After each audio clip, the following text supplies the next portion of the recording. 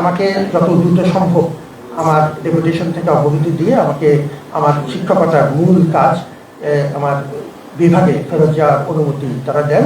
এই মুহূর্তে আমি হঠাৎ করে কোনো শূন্যতা সৃষ্টি করছি না, পদত্যাগ করে চলে যাচ্ছি না। আমি একটা সুযোগ দিচ্ছি আমাদের রাজনৈতিক সরকারকে যে তারা যেন আমাদের সহযোগিতা যাই প্রয়োজন আমরা সেটা করবো।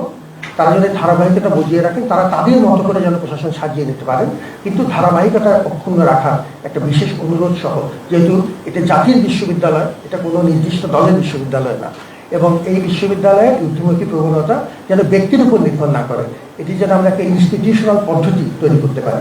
সেটার জন্য আমার এতদিক বক্তব্য ছিল। আমি সরকারকে অনুরোধ করব যে আমাকে যত দ্রুত সম্ভব আমার ডেপুটেশন থেকে অবগতি দিয়ে আমাকে আমার শিক্ষকতার মূল কাজ আমার বিভাগে ফেরত যাওয়ার অনুমতি তারা দেন। আর এর মধ্যে যাতে হঠাৎ কোনো শূন্যতা, হঠাৎ কোনো ধারাবাহিকতা ক্ষুণ্ণ না হয়, তার জন্য যা সময়ের প্রয়োজন সেটি আমাকে যদি তারা অনুরোধ করেন আমি সেটা বিবেচনা করতে পারি।